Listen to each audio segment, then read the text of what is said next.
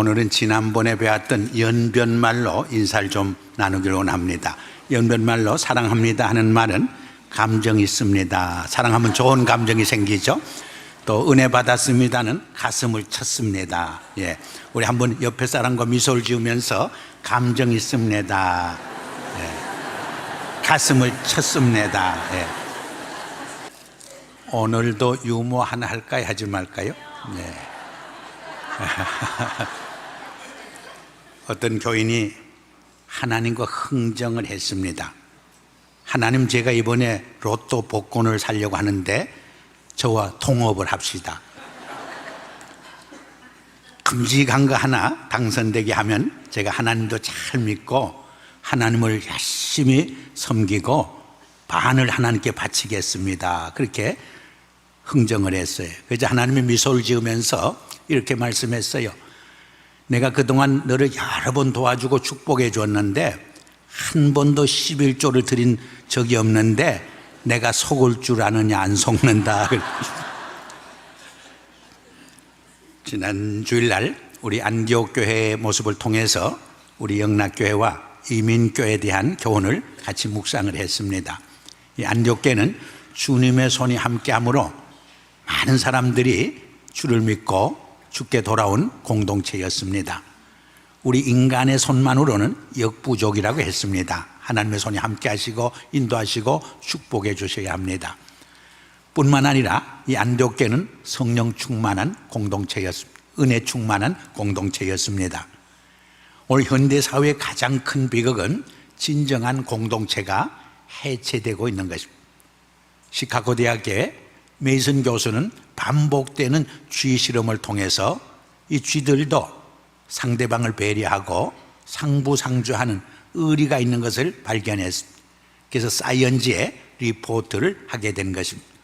여러분, 하찮은 쥐도, 사실은 제가 쥐띠기 때문에 하찮은 쥐가 아닙니다만, 이 쥐들도 상대방을 배려하고 상부상조하고 의리를 지킨다면 만물의 영장이라고 하는 우리 인간들이 서로 사랑하고 격려하고 축복하고 서로 세워주지 못할 망정, 서로 헐뜯고 비판하고 상처 주고 상처받는다면 얼마나 어리석고 부끄러운 삶이 되겠습니까? 진정한 은혜 공동체는 감사와 기쁨도 나누지만은 서로의 아픔과 슬픔과 약점마저 서로 나누면서 위로해주고 치유하고 회복시키고 축복해주는 공동체인 것입니다.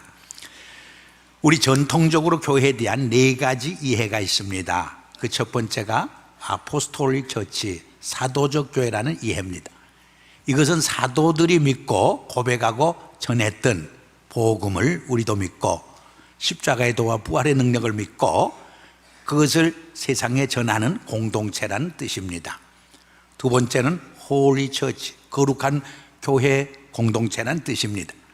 이것은 우리가 세상 사람보다 거룩하고 의롭다는 뜻은 아닙니다.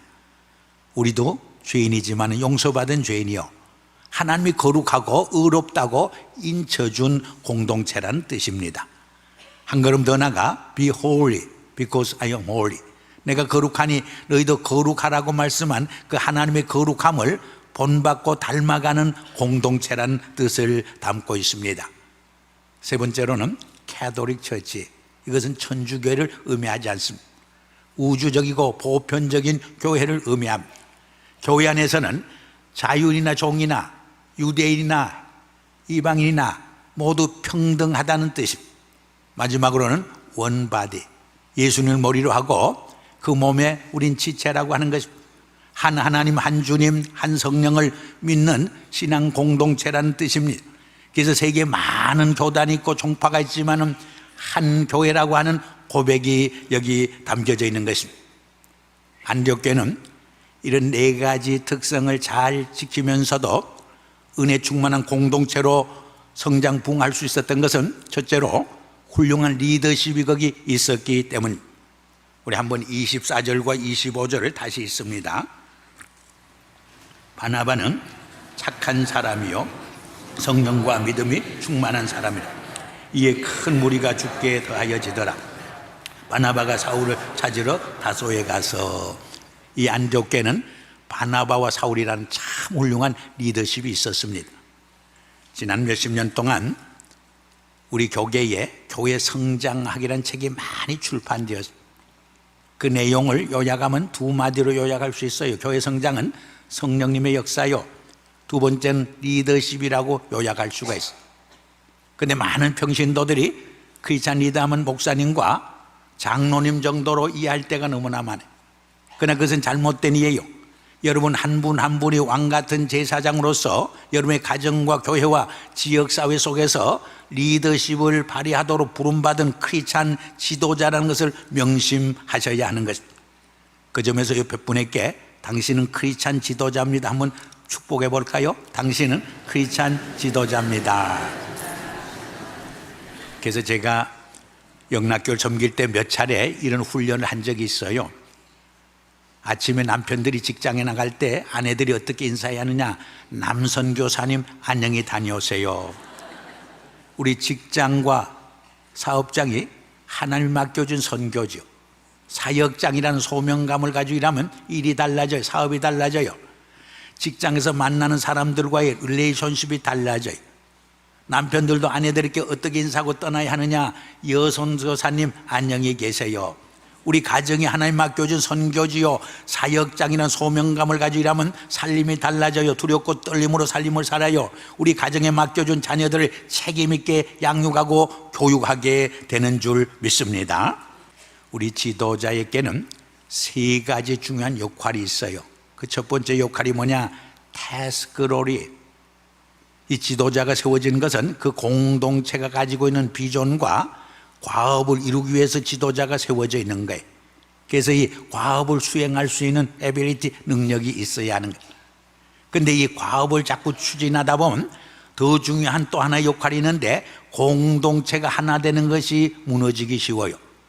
제대로 이해하지 못하는 사람들이 오해하게 되고 서로 의견이 갈라져서 서로 공동체가 분열되기 쉬워요. 그때 지도자가 실패하게 되는 거예요.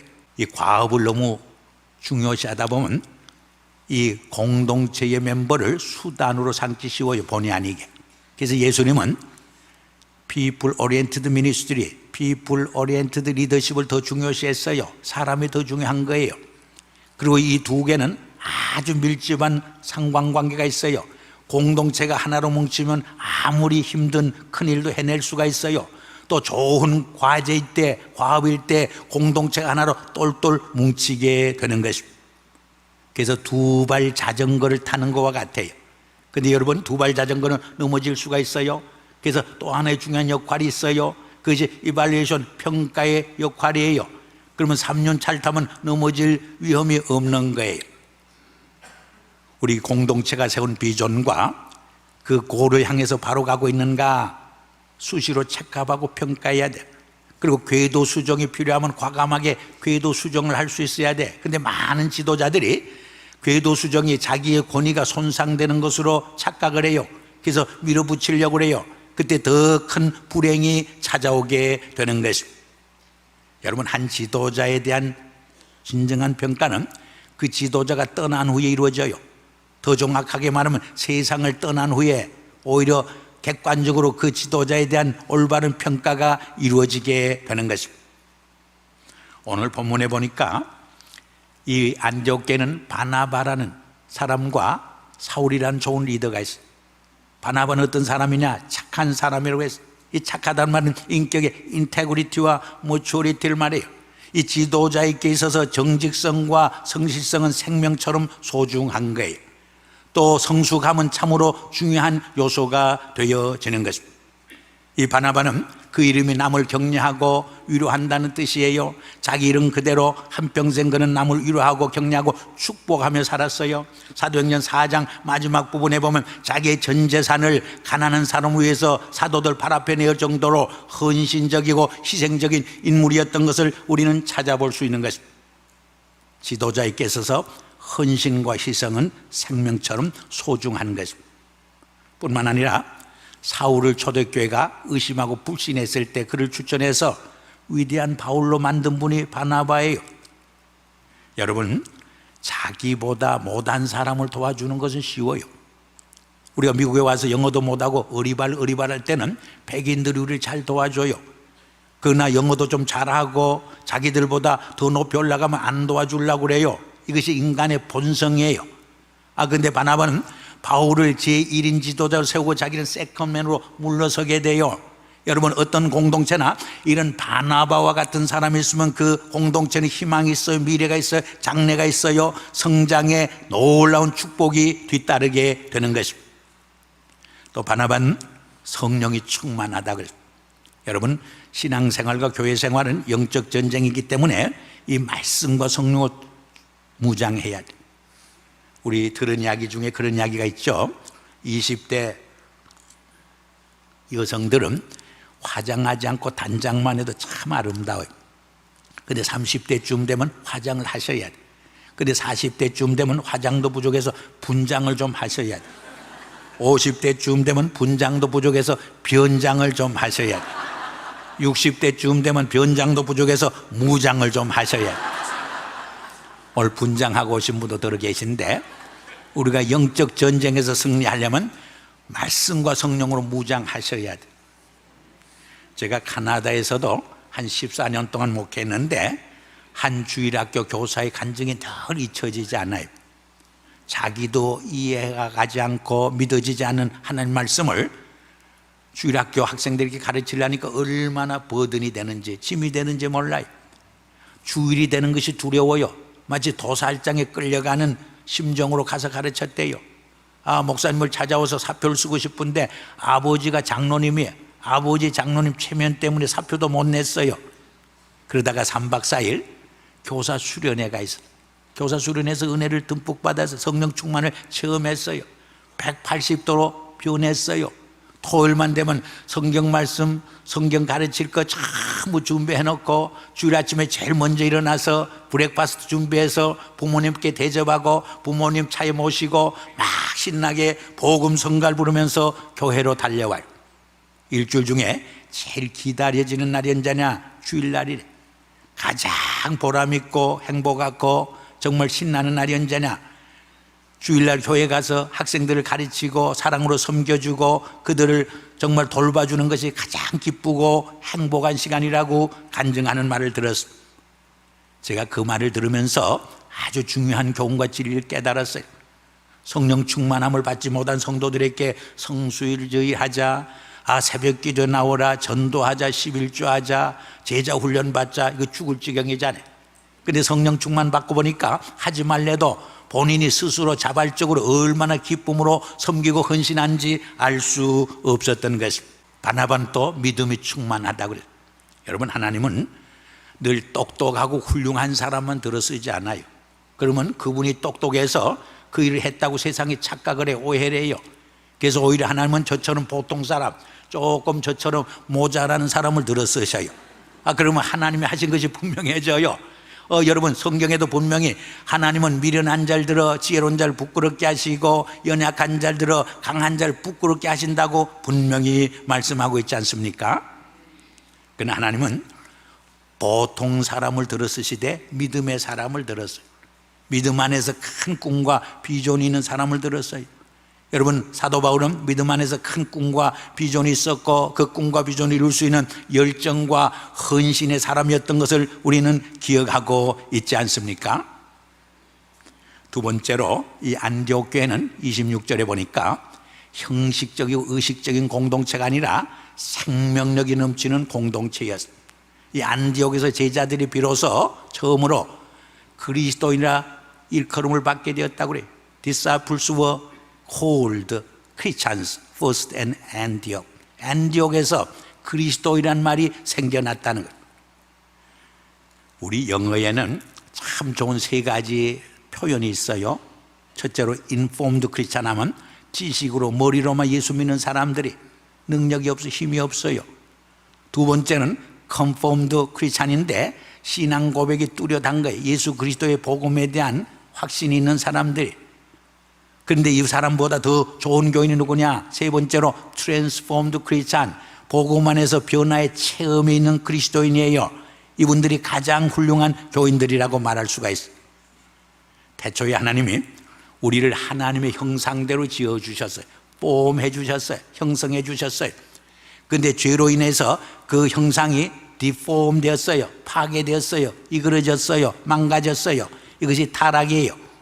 근데 예수님께서 세상에 오셔서 복음을 인폼해 주셨어요. 복음을 가르쳐 주시고 전해 주셨어요. 그래서 복음 안에서 우리가 리폼되고 트랜스폼 되어진 것입니다. 이것이 구원의 사건이, 이것이 복음 안에서 새 사람 된 사건이라고 말할 수 있는 것입니다. 여러분, 내가 변할 때 우리 가정이 변하고, 우리 가정이 변할 때 이웃이 변하고, 세상이 변하고, 나라가 변하고, 세상이 변할 수 있는 것입니다. 그런데 우리 많은 사람들이 부부관계에서도 상대방이 변화해야 한다고 생각해요.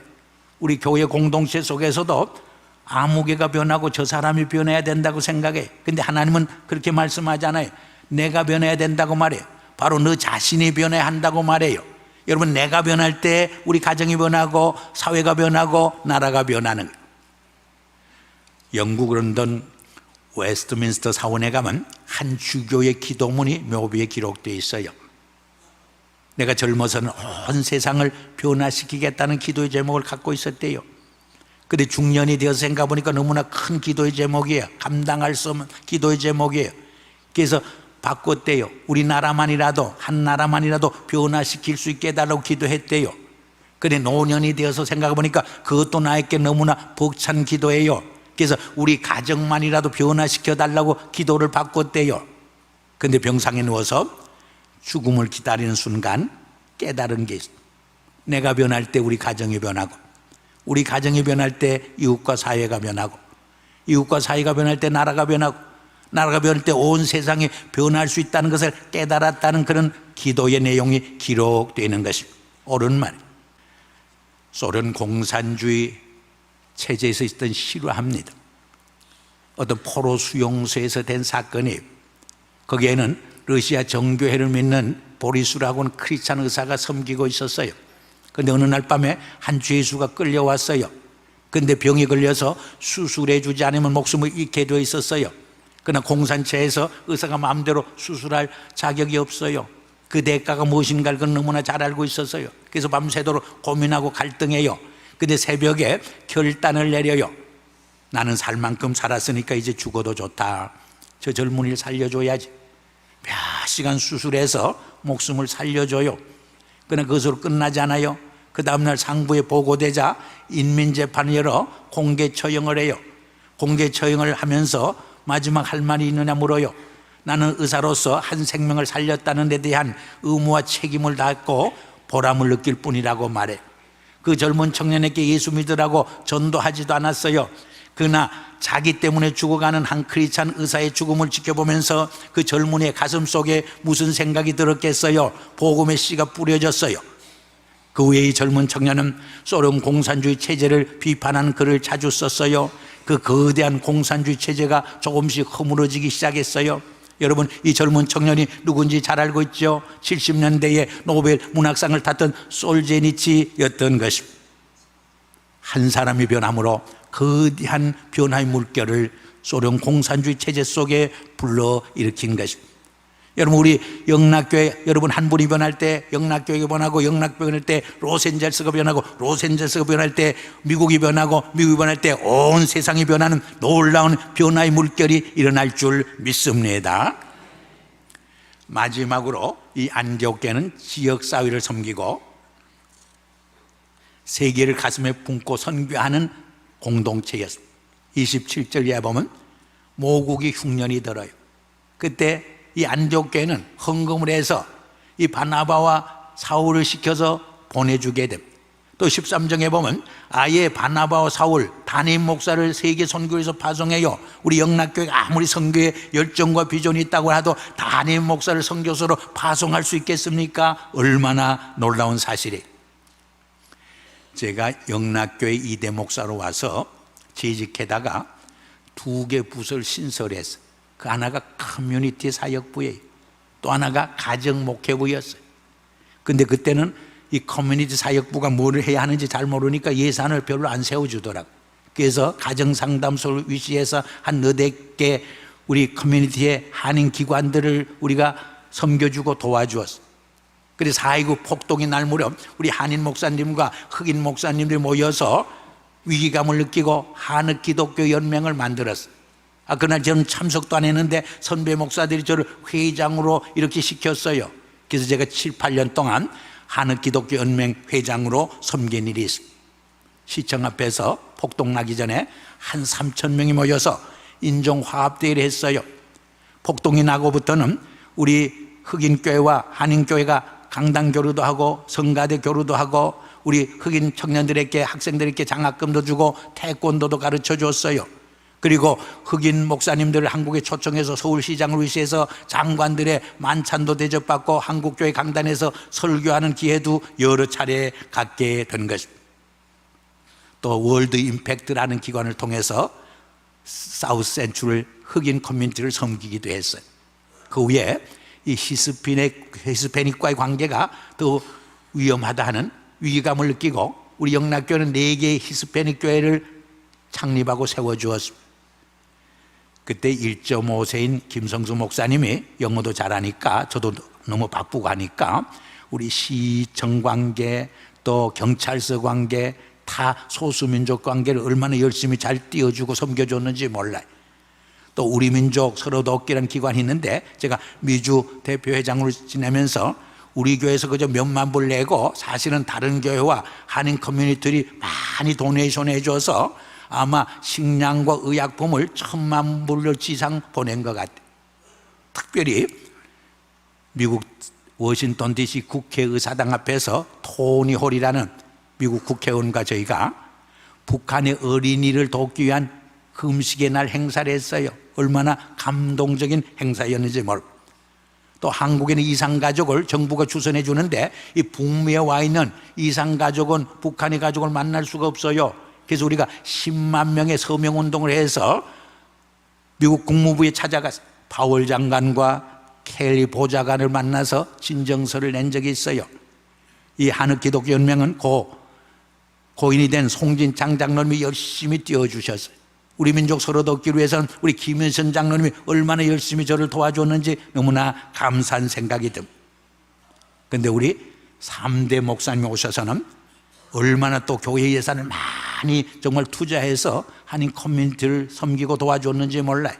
그래서 우리 영락교회는 이 지역사회를 잘 섬기는 교회로 좋은 이미지로 부상된 것을 저는 감사하게 생각합니다. 그러나 우리가 이웃을 돕고 지역사회를 섬길 때 명심해야 할 게 있습니다. 우리가 이런 섬김을 통해서 자기 과시나 자기 자랑이나 우월감으로 섬기면 하나님이 기뻐하지 않아요. 어떤 보상이나 혹은 자기 유익을 위해서 혹은 교회의 성장의 수단으로 삼아서도 하나님이 기뻐하지 않는 섬김이 된다는 것을 우리는 꼭 명심을 하셔야 하는 것입니다. 여러분, 지난해 한국에서 도간이라는 영화가 상영돼서 얼마나 한국 사회에 큰 충격을 주었는지 몰라요. 이 영화가 상영되면서 우리 기독교회가 얼마나 비판을 많이 받게 되는지 몰라요. 왜냐하면 이 영화에 나오는 실제 배경이 되는 장애인 학교가 기독교라고 하는 그 기관에서 운영을 해서 예수 그리스도의 정신으로 예수 그리스도의 이름으로 운영을 했는데 실제로는 장애인을 성폭행하고 얼마나 어뷰스를 많이 했는지 몰라요. 하나님의 이름으로 얼마나 악을 행했는지 몰라요. 그러므로 얼마나 비판을 받았는지 모릅니다. 남아공에 투투라고 하는 흑인 주교가 있어요. 이분은 84년도에 노벨 평화상을 탔어요. 그리고 미국에 가서 연설했어요. 연설하는 가운데 이런 유명한 말을 남겼어요. 선교사들이 남아공을 찾아왔을 때 선교사들의 손에는 성경책이 쥐어지고 자기들 손에는 땅밖에 없었습니다. 근데 기도하자고 해서 생각 없이 기도를 하고 눈을 떴을 때는 자기들 손에 성경책이 주어져 있고 땅은 선교사들이 다 차지하고 있었습니다. 말하자면 하나님의 이름으로 백인들이 땅을 다 차지하고 말았다는 한 맺힌 이야기가 그 속에 담겨져 있는 것입니다. 여러분, 우리는 하나님의 이름을 내세워 자기 영광과 유익을 추구하는 과오를 범할 때가 얼마나 많습니다. 2차 대전 때 미국의 작은 교단의 성도들은 적국인 독일로 건너가서 고난당하고 가난하고 헐벗고 굶주린 병든 사람을 섬겨주었어요. 그들은 자기 교단에 간판도 걸지 않았어요. 이렇게 우리가 좋은 일 한다고 선전도 하지 않았어요. 과시도 하지 않았어요. 이름도 없이 빛도 없이 그리스도의 사랑으로 정말 낮은 자세로 진심으로 그들을 섬겨줬어요. 그때 그들은 너무나 큰 감동을 받아요. 저들이 누군가, 정말 적국인 우리나라에 와서 저렇게 그리스도의 정신으로 섬겨주는 그들의 모습 속에서 살아계신 그리스도의 임재와 현존을 그들은 체험한다고 고백하게 된 것입니다. 우리 그리스도인에게는 두 개의 무대가 있어요. 하나는 교회란 무대예요. 또 하나는 세상이란 무대예요. 이 교회란 무대에서는 목회자들이 주연을 해요. 우리 평신도들은 조연을 해야 돼요. 교회 와서 평신도들은 성경 공부하고 예배드리고 기도 훈련 받고 영성 훈련과 제자 훈련을 열심히 받아야 돼요. 그래서 은혜 충만하고 진리 충만한 이 크리스찬 지도자가 되어서 세상에 나가서 섬겨야 돼. 세상에서는 우리 평신도들이 주연을 해야 돼요. 우리 교역자들은 조연도 겨우 해요. 어떨 때는 조연도 제대로 못해요. 우리 평신도들은 학교의 총장으로서, 교수로서, 의사와 변호사와 CPA로서, 전문의로서, 큰 회사의 CEO로서, 공무원으로서, 학생으로서 멋있게 리더십을 발휘해야 하는 것. 세상을 영적으로 임팩트하고 변화시켜 가야 하는 것. 그런데 우리 많은 이민교회를 보면 우리 1세들이 아무래도 주류 사회에 들어가기 힘들어지니까 주류 사회에서는 영향을 미치지 못해 크리스찬 리더십을 전혀 발휘하지 못하고 교회에서 막 목에 힘을 주고 큰 소리 치는 교인이 너무나 많아. 그래서 교회가 어려워 힘들어져. 많은 갈등이 생기고 어려움이 생기는 모습을 봐요. 저는 이런 교회는 못난 교인이라 그렇게 지칭을 합니다. 우리 기독교 역사를 살펴보면 중세기와 근대사에 교회가 쓸데없는 일로 에너지를 다 소모했어요. 탕진했어요. 예를 들면 세례를 베풀었는데 그 목회자가 이단에 빠졌거나 타락했다면 그 세례가 유한가 무효인가? 대답이 뭐예요? 유효해요. 그분의 이름으로 세례 준 게 아니고 삼위일체 하나님의 이름으로 세례를 줬기 때문에 유효한 거예요. 바늘 끝에 천사가 며칠이나 머물 수 있는가? 세례 주는 물에 파리가 빠졌는데 그 물로 세례를 줄 수 있느냐 없느냐? 오염됐기 때문에 줄 수 없다. 아예 파리까지 성화되었기 때문에 줄 수 있다. 싸움을 한 거예요.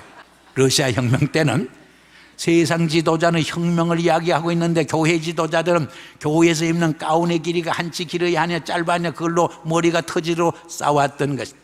이러한 헛된 일에 에너지를 다 소모하는 동안 중동의 기독교 국가가 참 모세령권이 바뀌었어요. 모슬림이 되었어요. 러시아를 위시해서 동구권이 참 공산화가 되는 비극을 우리는 체험하지 아니했습니까? 우리 영락교회와 우리 한인 이민교회는 쓸데없는 일로 정력을 낭비하고 탕진해서는 안 돼요.